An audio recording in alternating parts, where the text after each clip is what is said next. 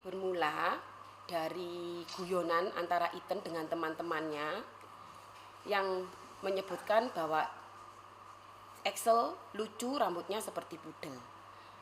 Dan itu terjadi di antara dengan teman-temannya aja. Guyonan di antara teman-temannya aja. Dan selang beberapa waktu, Iten dan Axel bertemu secara tidak sengaja di X Games di Ciputra World, di pertandingan basket, tetapi tidak ada yang seperti diberitakan di luar saling ejek atau Iten mengatakan anjing, itu tidak pernah ada. Bahkan Iten tidak pernah secara langsung mengatakan anjing atau bahkan sebutan pudel kepada Axel. Itu hanya di antara intern Iten dengan teman-temannya. Lalu sebelum kejadian 21 Oktober, Axel mengirim pesan kepada Iten bahwa Iten harus mengancam membuat video dan juga menulis surat pernyataan di atas materai permintaan maaf.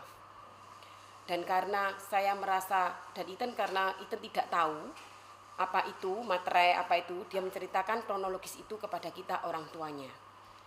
Dan saya sebagai orang tuanya waktu itu melarang Iten untuk merespon karena saya merasa mereka ini adalah anak di bawah umur dan belum dewasa secara hukum. Dan pada hari kejadian 21 Oktober, Iten mendapatkan pesan ancaman dari Axel kalau Axel akan mendatangi Iten di sekolah ataupun di rumah dan dia akan dia meminta Iten untuk menemuinya. Dan waktu itu juga ada pesan bahwa menyebutkan nama kami sebagai papa dan mama Iten. Dia tahu kami. Dan pada hari kejadian itu, setelah itu Iten menunjukkan dan mengatakan kronologisnya kepada saya. Dan pada waktu itu saya datang untuk menjemput Iten. Melihat pesan yang dikirim dengan Axel, saya menjemput Iten dengan panik, dan di sana saya terkejut karena saya melihat memang ada Axel dan beberapa orang pria dewasa berpakaian bebas ada di luar sekolah sana. Saya mencari Iten, tetapi pada saat itu Iten belum keluar. Akhirnya saya berinisiatif untuk mendatangi laki-laki yang berbaju putih, Dave, yang mengaku katanya koko sepupunya Axel. Di situ saya mendekati dan berusaha untuk menanyakan ada masalah apa. Lalu di situ Dave mengatakan bahwa anak adiknya dia dikatai anjing oleh Iten. Di situ saya berusaha untuk menjelaskan dan mengklarifikasi bahwa Iten tidak pernah mengatakan anjing atau bahkan mengatakan pudel secara langsung kepada Axel. Dan Iten sudah ada minta maaf secara chatnya yang ada bukti chatnya. Dan Iten pun sudah menjelaskan dia tidak pernah secara langsung pun dan hanya guyonan dengan teman-temannya saja. Lalu setelah itu saya klarifikasi dengan Dave bahwa Iten tidak pernah mengatakan itu dan Iten sudah minta maaf. Tapi waktu itu Dave tidak terima dan mengkat lalu bilang, ya sudah Ai, aku teleponkan papa. Pada saat itu saya juga mencoba untuk menelpon papanya Iten karena saya di situ sendirian, wanita sendirian. Saya merasa takut, saya merasa tidak nyaman karena di situ ada beberapa orang. Saya menelpon papanya Iten dan mengatakan bahwa untuk datang ke sekolah dan bertemu dengan papanya Axel untuk membicarakan masalah ini sebagai orang tua. Selang beberapa waktu papanya Iten datang. Dan papanya Iten datang sempat berkenalan dengan yang namanya Noke yang katanya guru petinjunya Axel. Sempat berkenalan dan berbicara baik-baik. Sampai saat itu pun tidak ada keramaian dan tidak ada situasi yang ramai seperti apa. Lalu selang beberapa kemudian si papanya Axel datang. Dia sudah dengan emosi dan marah. Pada saat dia datang suami saya sempat memberikan jabat tangan mengajak salaman. Tapi karena dia sudah emosi dan marah, dia sempat bilang, mana? Siapa yang salah? Sujud, menggonggong. Di situ saya ketakutan karena di situ banyak orang. Saya di situ mulai merasa takut dan saya langsung secara spontan saya menyuruh anak saya, ya sudah dan sujud menggonggong biar masalah ini selesai.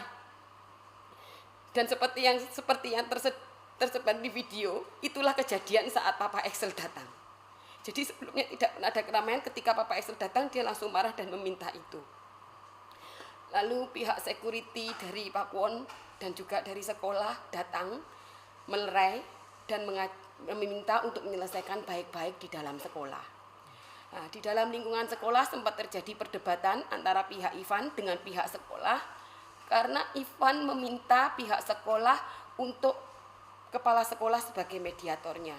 Tetapi pada saat itu kepala sekolah tidak ada. Dan karena kesepakatan tidak terjadi, papanya Excel sempat mengatakan mau diselesaikan di dalam atau di luar. Menekan dengan kata-kata seperti itu. Akhirnya sempat juga keluar dan di situ sempat juga dia mengusulkan bahwa Ethan dan Excel mau disuruh bertarung. Tetapi saya selama anak saya kecil saya tidak pernah mengajar anak saya untuk melakukan kekerasan. Jadi pada saat itu saya sebagai orang tua menolak untuk melakukan penyelesaian itu dengan kekerasan. Saya memilih untuk menyelesaikan dengan baik-baik. Lalu tidak lama kemudian pihak sekolah datang untuk menyediakan suatu ruangan di dalam sekolah. Dan di situ di dalam ruangan itu ada Excel, papanya Excel, yang baju merah itu yang mengaku sebagai kuasa hukum papanya Excel, guru petinjunya Excel, dan juga Dave yang katanya koko sepupunya Excel. Dan dari saya, papanya Ethan dan juga Ethan. Dari sekolah ada wakil kepala sekolah, ada kepala sekolah dan guru. Dan di dalam ruangan itu tidak terjadi penyelesaian yang baik-baik juga, karena di situ papanya Excel tetap meminta Ethan untuk meminta maaf secara bersujud dan menggonggong. Dan untuk kedua kalinya saya menyaksikan anak saya berlutut dan menggonggong di depan Excel. Di situ anak saya melakukan apa yang diminta Ivan.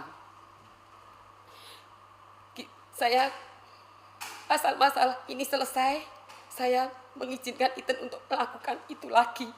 Jadi 2 kali, Bu, ya? Iya. Dan itu disaksikan oleh orang-orang yang ada di ruangan itu. Dan setelah itu, setelah bersujud, anak saya melakukan setelah selesai, anak saya berdiri. Hati saya terluka, hati saya sakit, saya hancur, saya merasa gagal. Di situ saya merasa sakit, dada saya sakit, lalu saya pingsan dan dibawa ke rumah sakit minta keluarga. Dan setelah itu, setelah selesai pulang dari rumah sakit mitra keluarga, kami sempat dihubungi oleh saudara Ivan untuk bertemu, tetapi kami menolak waktu itu. Dan tidak lama lagi pada malam hari ada orang lagi yang datang ke tempat kami yang juga berkenal dengan orang yang diminta Ivan untuk menjadi mediator perdamaian kami. Dan waktu itu dia mengatakan kalau kita tidak ke sana, mereka yang akan ke sini. Dan di sana diyakinkan bahwa perdamaian ini akan terjadi baik-baik saja. Pada saat itu mengingat kebaikan berbagai pihak, kita mengalah untuk demi masalah ini bisa diselesaikan dengan baik-baik. Pada saat itu saya mengalah untuk datang ke sana di tempat yang mereka katakan. Jadi mediasi itu ada kesan paksaan waktu itu ya? Disampaikan secara maksa. Terus terang saya takut. Bahkan yang menelpon saya yang mengatakan tidak apa-apa, kamu tidak usah takut. Berarti dia tahu posisi saya takut. Kita nolak bolak. Saya takut. Tengah malam, saya hanya dengan suami saya sendiri. Saya takut, saya tidak mau, saya sudah menolak. Dan pada saat itu tidak apa-apa. Ini akan selesaikan dengan baik-baik, secara damai. Atau kalau tidak, daripada mereka yang datang ke sini, gitu ya sudah. Akhirnya kita yang ke sana. Lalu pertemuan itu menghasilkan apa, Bu? Nah, pada saat itu akhirnya kita memutuskan untuk datang ke tempat yang dikatakan di sana. Dan pada saat kami di sana, saya dan suami saya sendiri, di sana sudah ada Ivan dan beberapa orang yang menunggu kami di sana. Dan sempat ada juga beberapa orang yang pengakuannya dari pihak kepolisian. Jadi Jadi pada saat itu suami saya diminta untuk bersedia melakukan permintaan maaf dan klarifikasi untuk bisa damai dan tidak ada masalah di video suami saya. Dan pada saat itu kami di video dan Ivan menulis surat perjanjian itu tanpa kami dikasih kopinya. Jadi kami hanya ada fotonya. Apa Bu isinya Bu? Perjanjian itu? Isinya bahwa kami meminta maaf untuk karena sudah melakukan hal yang tidak menyenangkan kepada anaknya, dan Ivan juga meminta maaf. Lalu bahwa perjanjian ini tidak didasari atas kompensasi apapun. Oh gitu. Dan itu di video dengan pihak Iya, mereka? di video dengan mereka, dan mereka pada saat itu menjanjikan bahwa video ini adalah klarifikasi pribadi dan tidak untuk dipublikasikan ataupun untuk konsumsi publik. Tetapi pada kenyataannya beberapa saat setelah itu video saya beredar, video suami saya yang bertemu dengan mereka itu beredar. Dan pada saat itu mulai Ivan mengklarifikasi hal-hal yang tidak benar, yang tidak sesuai dengan kenyataan, dan memutarbalikkan fakta dan seolah-olah dia yang korban. Dan di sini saya juga keberatan karena pada perjanjiannya Bapak Noge kemarin mengatakan bahwa dia datang untuk melerai perkelahian. Tidak pernah ada perkelahian. Seolah-olah bahwa Iten dan anak Gloria ini yang akan mengadakan perkelahian. Tidak ada bukti untuk itu. Hanya katanya Iten tidak pernah menantang atau mengajak perkelahian itu. Dan sekali lagi, anak saya tidak pernah membuli dengan kata-kata sebutan anjing pudel secara langsung. Anak saya kan wajar sekarang, apakah kalau anak saya guyonan terus bilang, loh anak ini lucu seperti itu dikatakan bullying. Lalu kalau teman-temannya lalu di antara kelompok mereka mengatakan seperti itu, apakah anak saya bisa dikatakan bullying di situ? Bu, dampaknya sendiri ke psikologis anak gimana Bu? Apa sempat tidak mau sekolah atau seperti apa Bu? Di awal-awal Iten sempat takut, jadi mau apa-apa takut. Masih ada itu, bahkan dia waktu saya tinggal pergi, dia selalu mencari saya. Bahkan ketika saya misalkan minta buka pintu, dia minta fotokan bahwa ini benar-benar mamanya, benar-benar papanya. Dia sempat tidur bersama kita sampai beberapa saat dia minta temen dengan kita. Dan buat saya sendiri pun, saya merasa tertekan dan tidak ada damai sejahtera dalam hati saya sampai hari ini. Selama ini saya berusaha untuk diam, karena saya pikir masalah ini bisa selesaikan dengan baik-baik. Ternyata selama semakin saya diam, fakta dan kebenaran yang di luar semakin tidak sesuai. Itu kenapa beberapa pihak akhirnya mendorong saya untuk mengungkap semua ini.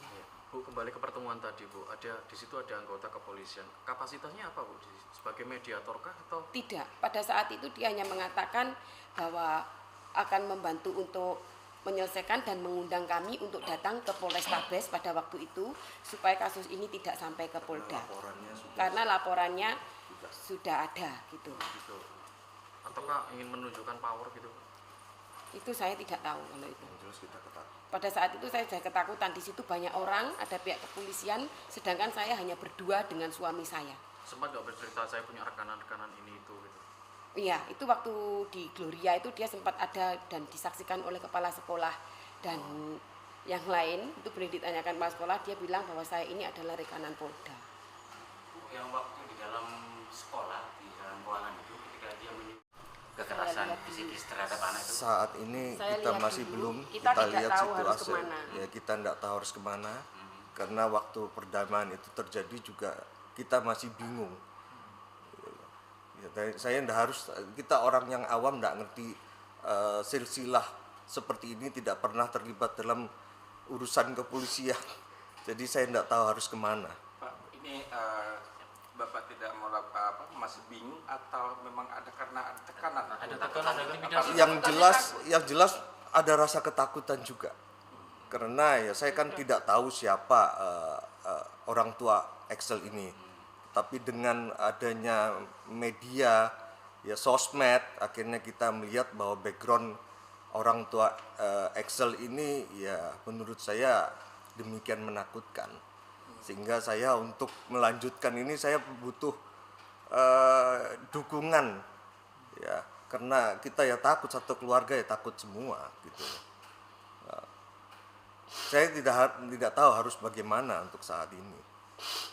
Pak, kalau dari pihak sekolah sendiri gimana Pak? Melaporkan kasus ini ke kepolisian, terus ada sanksi nggak buat anak Bapak kemarin katanya? Yang jelas pasti ada langkah dari ke sekolah Gloria ya terhadap masalah ini. Cuma itu kan di luar wewenang kami. Yang jelas Gloria ngasih sanksi scoring selama 3 hari SP1. Tapi itu hanya anak Itu kita. karena katanya Ethan melakukan tindakan di luar kesopanan dan di luar etika yang diajarkan oleh Gloria. Oh justru itu dapat skorsing ya? Dapat scoring 3 hari. Itu sebenarnya kita keberatan karena kenapa kok cuma Ethan. Ya, tapi kita menerima selama ini dengan lapang dada dulu. Ya, semoga kasus ini ya kita bisa selesaikan secara damai.